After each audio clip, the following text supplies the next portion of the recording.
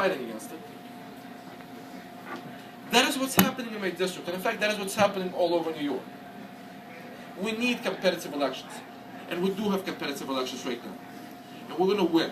And we're going to change Southern Brooklyn forever. This is going to be very Republican, very conservative. And let me tell you a little bit about myself, because I know it's nice to come and tell you about Republicans, but a little bit about myself. I was born in the Soviet Union. I left about 2 months before it collapsed. So I really saw that place collapse. You know, as the Chinese curse goes, may you live in interesting times. I lived through very interesting times, and it was not fun. You don't want any interesting times. I mean, one of my theories in life is the best feeling is boredom, because that means nothing's wrong. But in the Soviet Union, you never got bored, because you would go places and all of a sudden you would see an actual collapse. You would try to board the bus and there would be no buses. You would try to go to school and you couldn't buy a notebook. Like I was telling Andy one time, I was going to school and actually I think I told that story when you were there also. Yeah. I was going to school and I was trying to buy notebooks before school began, before September 1st, which was the first day of school. And my mother and I, we went to different stores and we're trying to buy a notebook for me, or some different notebooks, and we couldn't buy it. So I'm going to school and I'm embarrassed because I have nothing to write on. I walk into class and not a single person, not one, including the teacher, has a notebook. Nobody. So that was the Soviet Union. My mother was teaching in medical school. She would come to class with her own light bulbs because they disappeared, and then if you leave one inside, somebody would steal it because there was a shortage of light bulbs. But in the middle of it, you would actually see some private enterprise. You would see that they would allow some private buses to run. They would allow some private stores. They would allow some little private enterprises. And by the time you get into, let's say, the early parts of perestroika, like 1986, 87, 1% of the Russian people were involved in private enterprise. 33% of the Russian GDP was produced by that 1%. Okay, so that tells you something, private enterprise versus the government. The Soviet Union, there was a famous statement made by the most famous comedian who said the Soviet Union is a country of forever green tomatoes and forever yellow cucumbers. Because that's what you would see in stores. You know, you would walk in and you would not see any quality products of any kind, shoes, clothes, anything. Then you would walk into a private store and you would see things that look like Whole Foods, you know. It's every type of food you want, every type of clothes you want. Because as soon as they would allow any kind of private enterprise, it was functional. And coming to the United States, before I came here, I didn't really recognize it as much as after I came here, because I just figured, you know, everything in the West is going to be great. I'm going to go to the United States and it's going to be great.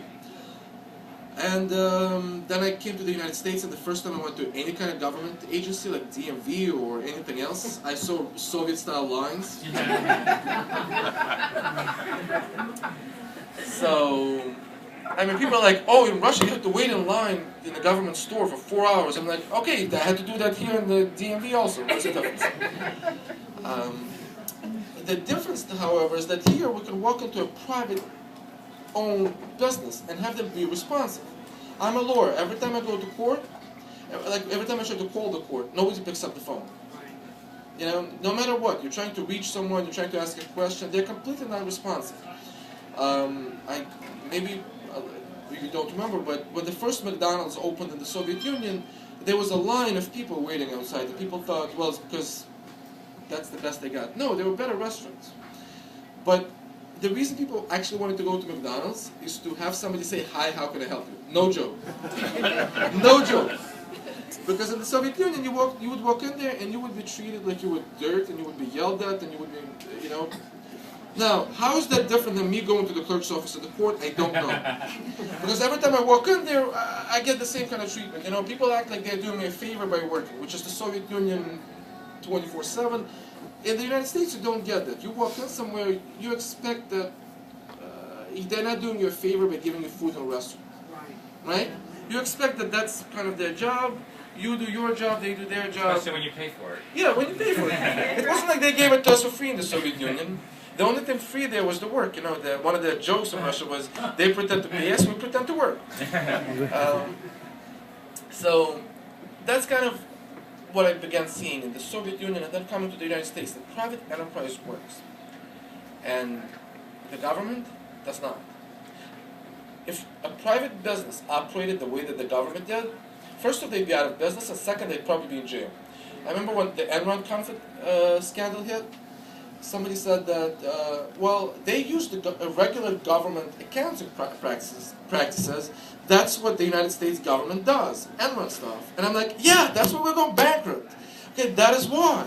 That's what we have. That's why the United States spends $1.40 for every dollar that it takes in. Because you can't get away with it. You can't. How many of you people in the room here spend, how many of you spend 40% more than you earn? How many of you? You can't do that, right? The government somehow does it, and somehow they think, oh, we'll do creative accounting.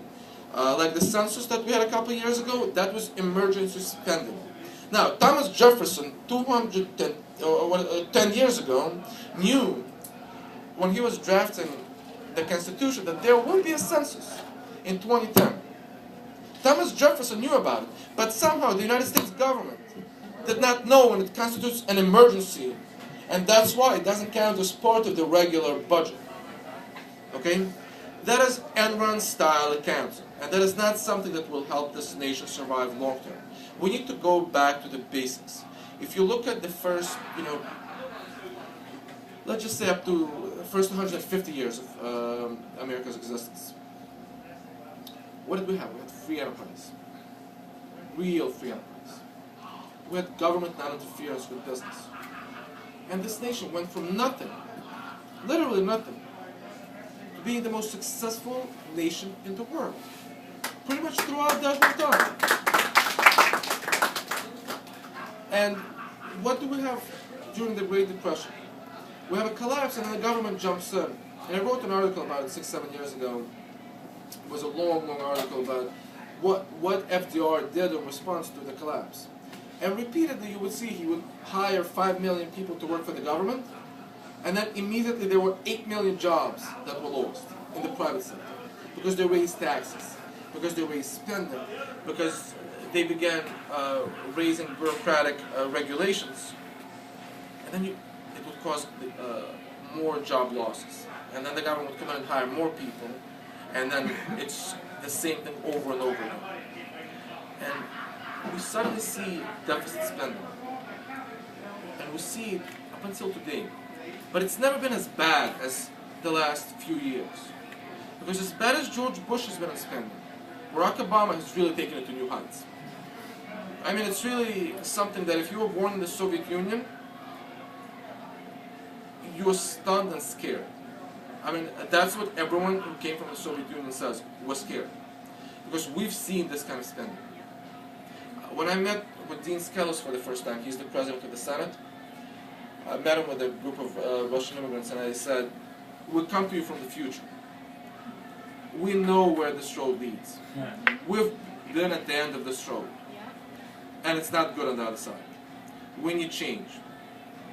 We need change from what we have at the federal level, as far as the president goes, in the United States Senate, in much of the Congress, including a lot of Republicans, but also at the local and state level.